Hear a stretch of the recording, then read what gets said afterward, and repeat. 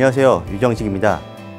조직 생활을 하다 보면 부하 직원을 질책해야 하는 상황이 생기기 마련입니다. 아무리 성정이 어질고 너그러운 사람이라 해도 직원들의 잘못된 행동과 태도를 매번 이해하고 웃어 넘기기는 힘듭니다. 직원이 잘한 일이나 잘못한 일에 곧바로 개입해 피드백해야 하고요.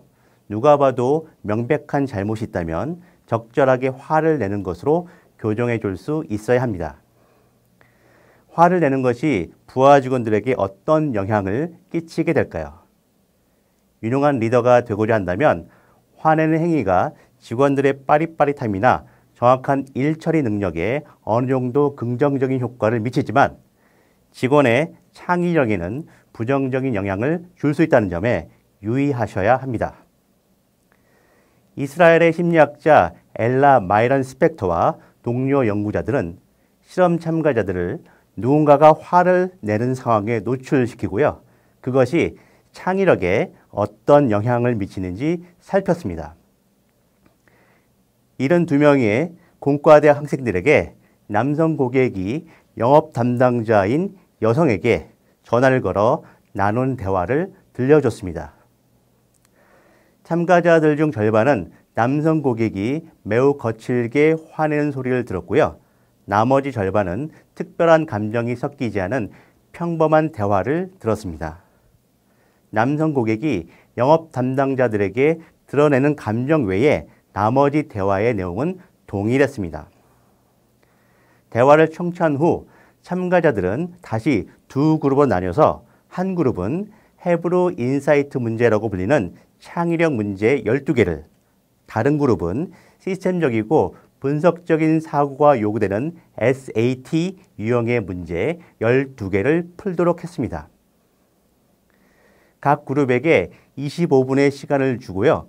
풀도록 한 결과 전체적으로 참가자들은 창의적인 문제보다 분석적인 문제를 더 잘 맞췄습니다. 흥미롭게도 화내는 대화를 들은 참가자들이 평범한 대화를 접한 참가자들보다 창의적인 문제를 잘 풀지 못했지만 분석적인 문제는 더 잘 풀었습니다. 분노라는 감정이 창의적인 문제 해결에는 부정적으로 작용한 반면 분석적인 문제 해결에는 긍정적인 영향을 끼친다는 점을 시사하는 대목입니다. 이 연구 결과를 다른 각도에서 보면 분석적이고 반복적인 업무를 수행하는 직원이라면 화를 표출하는 것에 노출되는 것이 업무 향상에 어느 정도는 도움이 된다는 약간은 불편한 사실이 드러납니다. 분노를 접하면 사람들은 자신이 잘 아는 익숙한 방법에 집중하기 때문입니다. 하지만 화가 반복적인 업무를 수행하는 직원에게 긍정적인 효과를 준다고 해서 리더가 항상 화가 난 상태를 유지하거나 연출해서는 곤란하겠죠. 이 연구는 분노의 단기적 효과만을 측정했을 뿐입니다. 리더의 지속적인 분노는 장기적으로 직원의 동기와 자존감을 저하시켜서 성과를 떨어뜨릴 수 있습니다. 또 하나 알아두셔야 할 것이 있는데요. 부하 직원들을 피치 못해 혼내야 하는 일이 있을 때 적어도 남들 앞에서는 질책하지 말아야 한다는 것입니다. 뉴욕 대학교의 심리학자 리처드 펠스는 일반인들뿐만 아니라 과거에 정신병을 앓았던 사람, 폭력 전과가 있는 사람들을 대상으로 타인과 다투거나 주먹 다짐을 벌였던 경험에 관한 설문조사를 했습니다. 펠스는 정량적인 분석을 위해서 다툼의 심각성 수준에 따라서 응답자들이 경험한 상황을 화가 났지만 아무런 일이 벌어지지 않았을 때, 말싸움을 벌였던 때, 주먹이 오갔지만 무기는 쓰지 않았던 때, 무기를 사용했던 때로 나눴습니다. 응답자들에게 던진 여러 질문들을 통해서 펠스는 중요한 시사점을 얻었는데요. 그중 하나는 동성끼리 다툼을 벌인 경우 단 둘이 있을 때보다는 여러 사람이 지켜볼 때 주먹 다짐으로 비화될 확률이 2배나 높다는 사실이었습니다. 이것은 얼핏 상식에 반하는 결과인 듯 보입니다. 여러 사람 앞에 있을 때는 다툼이 생기더라도 지켜보는 눈을 의식해서 어쩔 수 없이 참게 된다고 생각하기 쉽습니다. 하지만 사람들은 공개된 장소에서 상대방에게 수치스럽고 모욕적인 말을 들으면 훼손된 자신의 평판이 대중에게 그대로 노출된다는 위협을 느낍니다. 항상 타인이 자신을 어떻게 생각할지를 신경 쓰고 염려하는 인간은 평판을 먹고 사는 동물이라고 불릴 만큼 명예를 소중하게 여깁니다.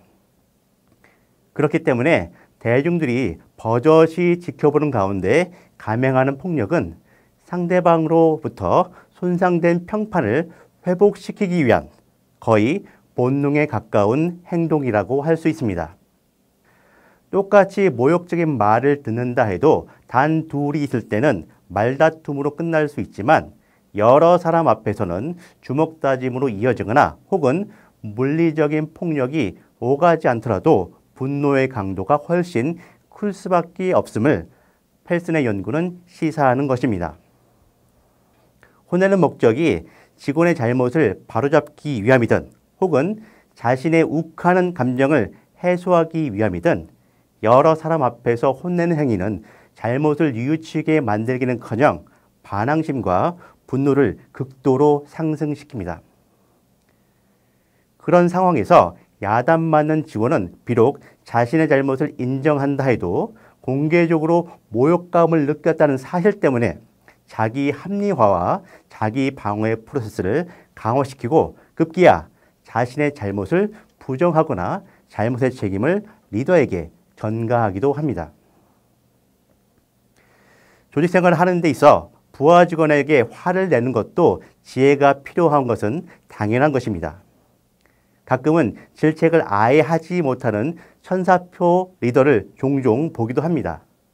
회사를 위해서도 그렇지만 그 직원을 위해서라도 비판할 땐 비판해야 합니다. 하지만 직원을 혼낼 일이 있으면 조용한 장소에서 단 둘이 만나 얘기를 나눠야 합니다. 동료들이 지켜보는 가운데 야단을 맞아야 직원이 더 분발할 것이다. 이렇게 믿는 리더들이 의외로 많은데요. 인간의 보편적 심리를 모르는 사람은 유능한 리더라고 할 수 없습니다. 그리고 감정적인 불만을 터뜨리면서 직원을 깎아내리는 것은 리더의 자질 자체에 문제가 있는 것입니다. 넌 항상 그래. 한 번도 무엇 하는 것을 못 봤다. 이런 식으로 말하면 직원은 당신에게 악감정을 갖게 될 뿐입니다. 혼내기 위한 정보를 확실히 찾아야 합니다. 불충분한 정보를 토대로 비판하면 직원의 반감을 살 뿐만 아니라 무능이라는 꼬리표도 함께 얻게 됩니다. 직원들의 자존감을 지켜주는 일은 리더의 책무이기 전에 인간에 대한 예의일 것입니다. 유능한 리더라면 자신도 모르게 이러한 예의를 저버리는 때가 언제인지 미리 감지하고요. 철저히 대비하는 것이 필요합니다. 감사합니다.